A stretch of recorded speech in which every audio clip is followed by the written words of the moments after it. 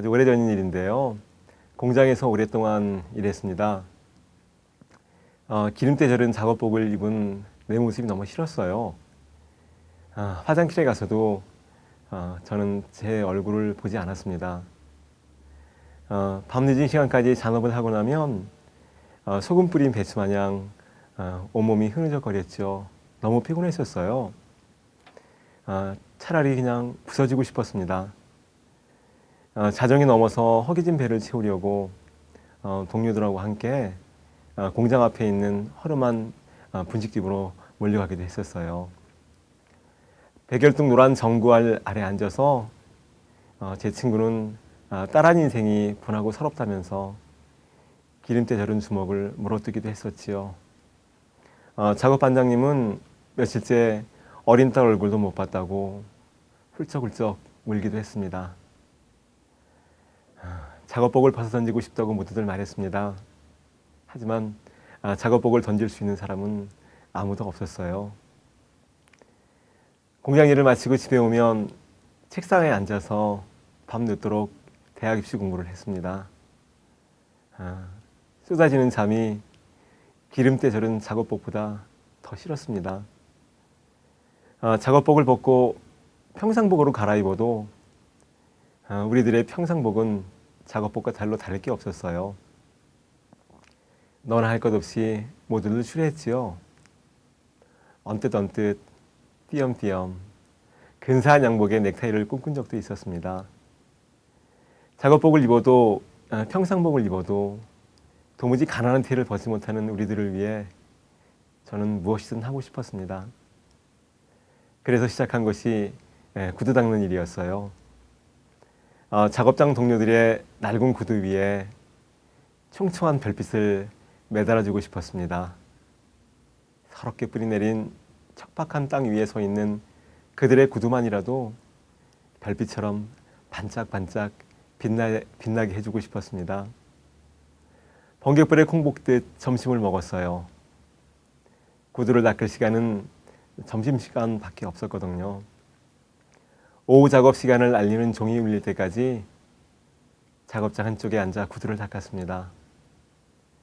동료들이 우르르 다가와서 환한 웃음으로 저를 말렸지만 저는 환한 웃음으로 구두를 계속 닦았습니다.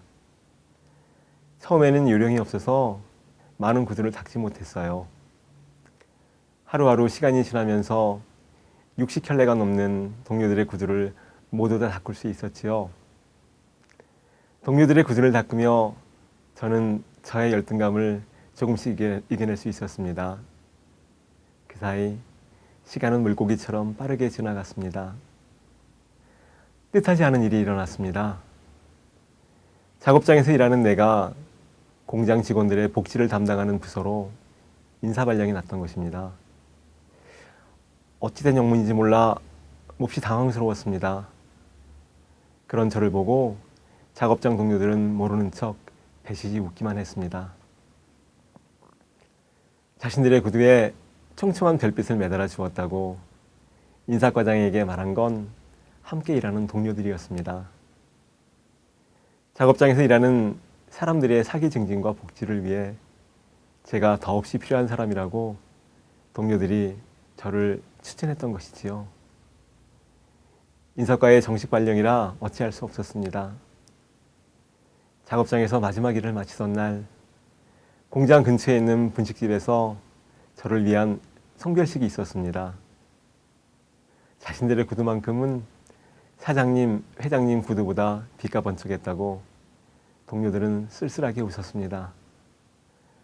아무도 하지 않았던 일을 제가 해줘서 고맙다고 말하며 작업 반장님은 눈물을 글썽거렸어요. 대학생이 되면 쓰라고 동료들은 내게 만년필을 선물해 주었습니다. 양복에 메고 다니라고 진달래빛 넥타이도 선물해 주었습니다. 그때 눈물이 나왔습니다. 자꾸만 눈물이 나왔습니다. 저는 다음 날부터 직원들의 복지를 담당하는 부서로 출근했습니다. 작업복을 입지 않은 내 모습이 오랫동안 어색했습니다. 괴물 같은 기계 아래 누워있는 동료들이 생각났습니다. 마음이 많이 아팠어요. 사무실에 편안히 앉아있는 내 모습이 너무 미안했습니다. 새로 옮긴 부서의 일은 많지 않았어요. 업무를 보면서 짬짬이 대학 입시 공부를 할 수 있었지요. 야간 전업도 없어서 퇴근 후에는 공부할 시간이 많았습니다. 부족한 공부를 하기 위해 종로에 있는 학원에도 다녔습니다. 그 이듬해 저는 대학에 입학할 수 있었습니다. 제가 계획했던 것보다 더 빨리 대학에 입학할 수 있었던 건 작업장 동료들의 사랑과 배려가 있었기 때문입니다. 제 푸른 시절은 낮고 작고 초라했습니다. 대학 입학 후 학비를 벌기 위해 여러 가지 일을 했어요. 아르바이트 자리가 거의 없었던 시절이었습니다. 사과 장사를 했습니다. 싸구려 양말도 팔았고요. 그림 장사도 했습니다. 사과 장사를 할 때도 양말 장사를 할 때도 저는 프란츠 카프카를 읽고 있었습니다. 아무도 사가지 않는 그림 옆에 서서 고개를 들 수 없을 때도 알베르 까미를 읽고 있었습니다. 도스토옙스키와 스타니슬랍스키, 헤르만 헤세가 있어서 저는 절망하지 않았습니다. 하나님이 계셨기에 저는 절망하지 않았습니다. 풀무 야간학교에서 4년 동안 학생들을 가르쳤습니다. 밤잠을 설쳐가며 죽을 힘을 다해 책 원고를 준비했지요. 책 한 권을 준비하는데 꼬박 7년이 걸렸습니다. 이제는 됐다 싶어 원고를 들고 출판사로 갔습니다. 정확히 5군데 출판사에서 거절당했습니다. 글은 괜찮은데 무명필자의 글이라는 게 부담스럽다고 모두들 말했어요. 원고가 한 번씩 거절당할 때마다 새로운 원고를 써 넣었지요. 원고는 점점 더 좋아졌습니다. 어긋남도 조화가 될 수 있다는 걸 그 얼음에 알게 되었습니다. 원고를 5번째 거절당하고 집으로 돌아오는 길이었습니다. 지하철 출입문 쪽에 서 있는데 눈물이 나왔습니다. 2개월 동안 책 속에 넣을 그림을 그렸어요. 아픈 몸으로 밤을 새워가면서 그림 31컷을 완성했어요. 원고를 들고 6번째 출판사로 갔습니다. 드디어 출간이 결정되었어요.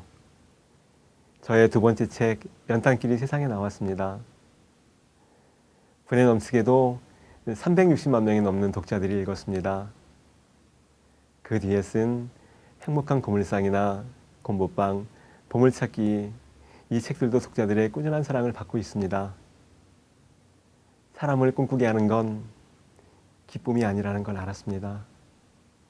사람을 꿈꾸게 하는 건 아픔이라는 것을 알았습니다. 아름다움의 원래 모습은 아픔이라고 생각합니다. 여러분 감사합니다. 다음에 또 뵙겠습니다.